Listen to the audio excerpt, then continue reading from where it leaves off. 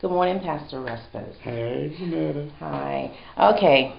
Today we're just going to do something a little bit different. Okay. I think our audience needs to know who Pastor Respass is. Oh, that's scary. So my first question to you is, who is Pastor Christopher J. Respass?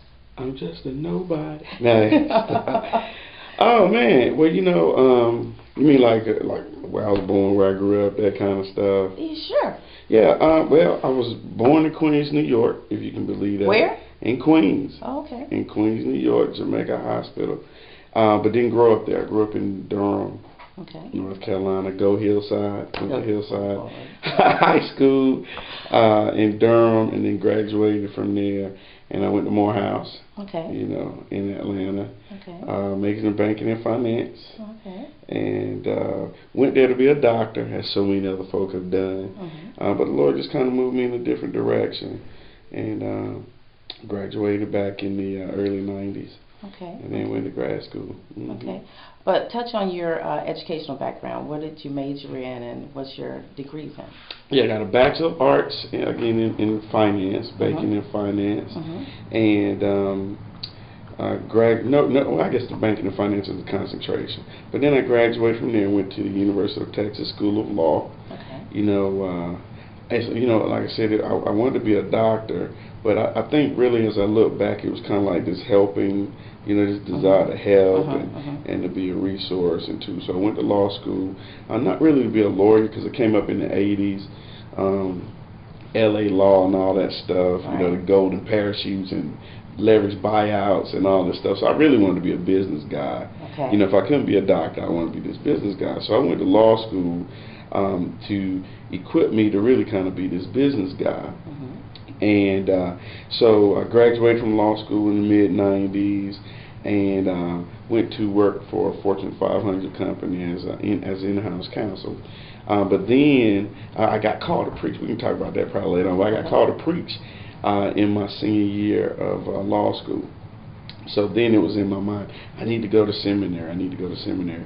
So then I went to Southwestern Baptist Theological Seminary here in Fort Worth, not here, but in Fort Worth. Okay. And then I've done some other kind of online stuff, kind of continuing ministry education stuff. Okay. Well, a lot of people don't know, but you graduated at the top of your class. See, you ain't supposed to know all that kind of stuff. I know. Yeah. No, the Lord helped me. The Lord helped me. He really blessed me at Morehouse. Well, I tell this story. My mom was like, I thought she was waving by. She was telling me, you got 4 years to get out of Morehouse. So, I was working like crazy, trying to get out. And, and so it was a blessing. God really, helped me work through that stuff, and I did. God, He blessed me. I did well. All right. Did good enough. Good enough. Well, let me ask you, Antioch Christian Fellowship, how did that come to pass? Man, it was awesome. I mean, really, God, when I was going to seminary, God, Ken Hemphill, Dr. Hemphill was the president at the time, said half of you guys are going to go out to the mission field, and the other half of you all are going to be church planners. The rest of you guys, we don't know what y'all going to do, right? And where I was from, people who planted churches, they started cults. I mean, it was really, storefront, times have changed now. But, there were storefronts, you didn't know a lot about the pastor, or it was a result of a church split. Okay. But while I was in seminary, God began to impress upon me this need to minister. And I was already in the ministry, but really kind of like this pastoral church planting thing. And I just had a negative view of church planting. But while I was at seminary, God just used that to at least make me willing. And, I would have dreams about it. I had this little notebook where I used to keep all my notes, what colors the church would be, what the name would be, what we would be about. And so I had this notebook, and for about 2 years, the Lord was just really hammering me, and growing and birthing this idea into me. And so in 2002, Charmaine and I and the kids, we were committed, to going out and starting this church. And the cool thing was we were willing to go if it was just us, right? Okay. Because I'm kind of like, if you're not willing to go by yourself, you're not willing to go. Right. You know, if you got to take 40 people with you, then that, Right. you know, Right. you know, you're not willing to go. And so that's how I started. It was like, Lord, are you sure? You know, because we were in the ministry. You know, it was full time. That's how we were living. And so, you know, to step out there and plant the church, we had to leave that, which meant I had to start practicing again, or you know, I was willing to go work at Walmart to go do whatever God said do. Okay. And a friend was like, "Fool, you a lawyer? You know, go and do this while the church is growing." And that's exactly what we did. Okay. And the rest of it is history. The rest of it is history. So where did the name Antioch Christian Fellowship come from? Well, you know what? Antioch is a city, or at least biblically speaking, was a city in Assyria. As it relates to our church, it comes from Acts chapter 11, verses 19 through 30, where we get our vision. And you know what? I know this sounds kind of spiritual, but the Lord just kind of put that on my heart. You know, we're a non-denominational church, even though now I grew up Methodist. Uh-huh. I grew up Methodist, right? Okay. So I really was serious. I had to learn how to clap in church. Okay. You know, because where I was, if you get happy, they're gonna take you out, right? So, but I started preaching in a missionary Baptist church. Okay. And I started, my youth ministry was in a African American Southern Baptist church.